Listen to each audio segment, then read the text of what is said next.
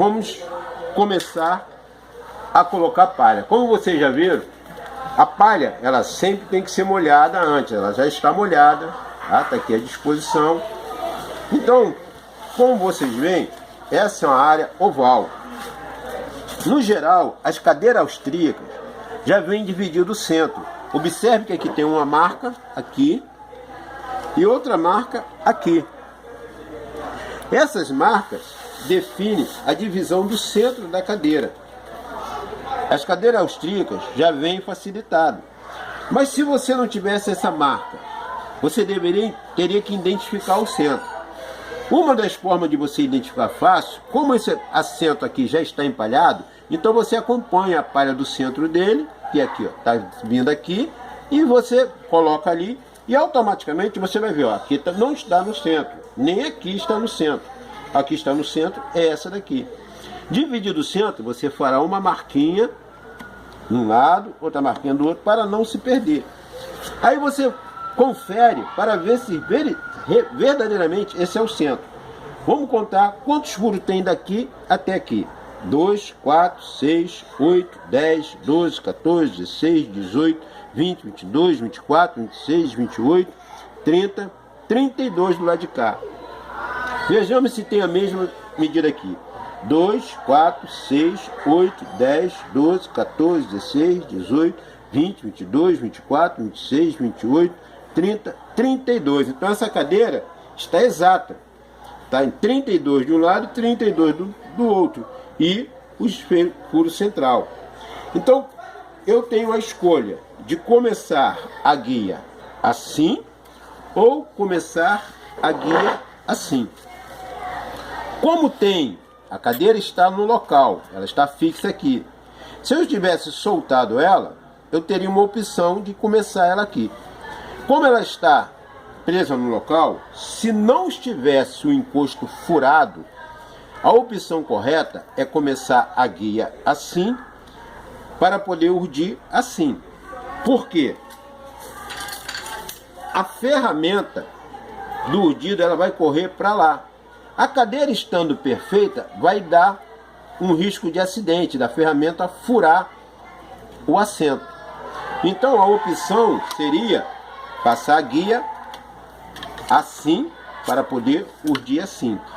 Como ela está furada, então não vai me atrapalhar a manusear a ferramenta, então eu vou optar a passar a guia assim e urdir assim.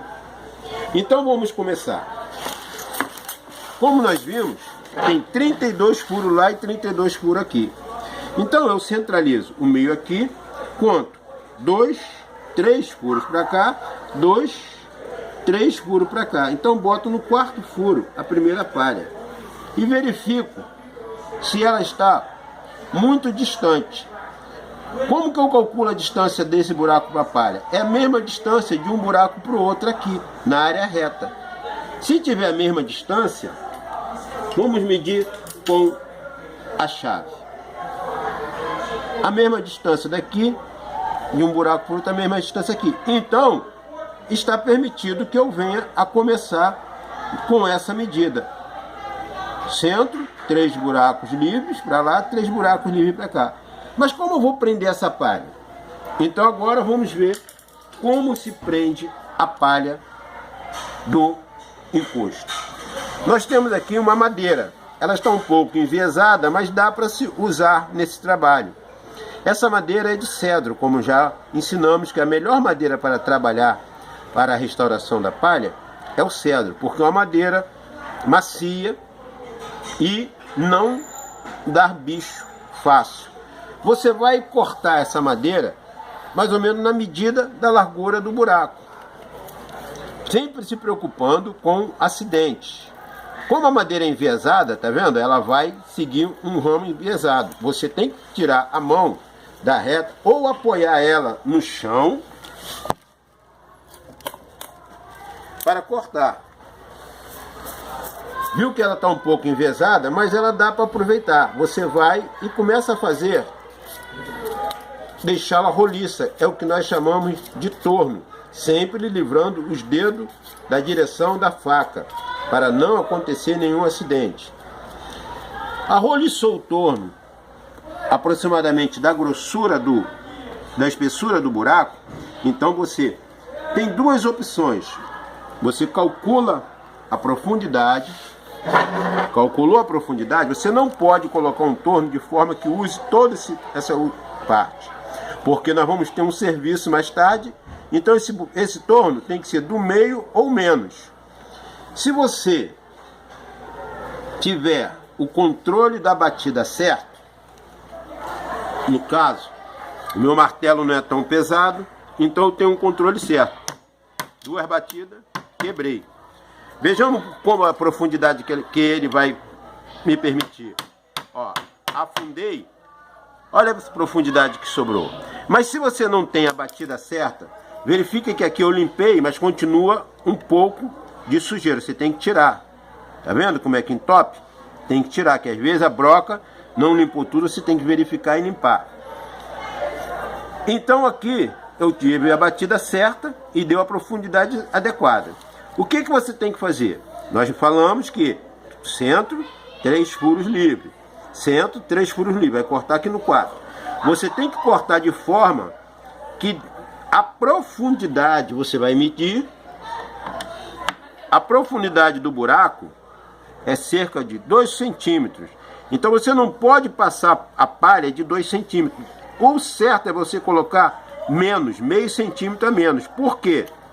Você vai precisar, ao prender essa palha aqui, você vai precisar esticá-la.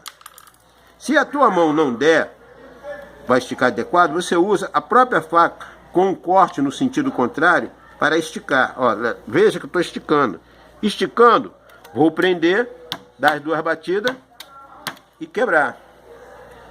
E assim sucessivamente. Vejamos que aqui você vai botar a outra palha também obedecendo a distância agora. Agora vai cada uma nos seus buracos. Se porventura ela ficar muito imprensada, se fosse ficar muito imprensada assim, então você deveria aqui pular. Mas neste caso aqui não vai ficar muito imprensada. Então você vai usar o outro buraco. Como eu falei, se você tem um martelo e você sabe calcular a batida, tudo bem. Mas se você não tiver, você virá na ponta do torno e com cuidado, tirando o dedo da reta, você vai fazer assim com a faca, bitolando a distância que você quer botar dentro do buraco. Então você vai fazer aqui, ó, ela quebrou justamente na bitola que você marcou. Então você não vai ter como afundar muito, perder o buraco afundando muito o torno. E virá aqui do mesmo jeito, para o mesmo processo. Cortará com menos de 2 centímetros, bitolará novamente com meio centímetro, esticará a palha, sempre procurando apoiar. Olha, aqui ó, alguma coisa interrompeu o buraco. Se eu tiver alguma coisa interrompendo, você vai verificar com a chave de fenda que está aqui, o que está interrompendo o buraco. Se for alguma sujeira ou se for a própria palha que agarrou. Não interrompendo o buraco, a palha seguindo livre, você baterá novamente e quebrará aonde você bitolou. Percebe-se que ao esticar ela dá uma tensão e ela tem que ficar, não pode ficar frouxa, ela tem que ficar assim. E também, sempre como já foi explicado, uma do lado da outra, como está aqui, ó. Ó, assim, ó. Pode ficar em cima, mas não pode ficar torcida como foi ensinado. Ela não pode ficar saindo de lá, do lado de um lado e vindo para cá do outro, torcendo assim. Não pode. Ela não pode torcer. Tem que ficar sempre harmônica, uma do lado da outra. E assim nós vamos até chegar no limite da outra ali. Qual será o limite da outra? Veja, vamos ver. Nós marcamos aqui o meio.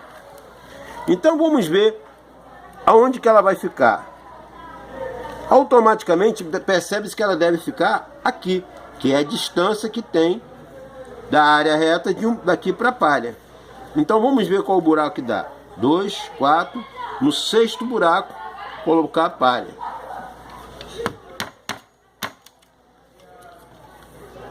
Contando 2, 4, no 6º buraco a palha. Por que eu já aprendi aqui? Porque eu já fiz o cálculo. Olha, essa daqui é outra que está entupindo. Tem algo que a broca não tirou. O que eu tenho que fazer? Limpar, passar a chave, para que a palha venha afundar até o limite a qual eu desejo. Mesma coisa, se você não conseguir esticar bem com a mão, usa o processo de colocar a faca ao contrário. Nesse caso aqui, tá vendo? A ponta da faca tá batendo dali, ó. Você tem que ter cuidado para você não se cortar, ir com rapidez e bater aqui e a faca ali cortar. Então, com cuidado, você vai vir, esticará a palha e prenderá. Então, eu sei que eu tenho que ir daqui, aqui, colocando palha, e daqui até aqui, porque eu sei que essas medidas aqui estão exatas.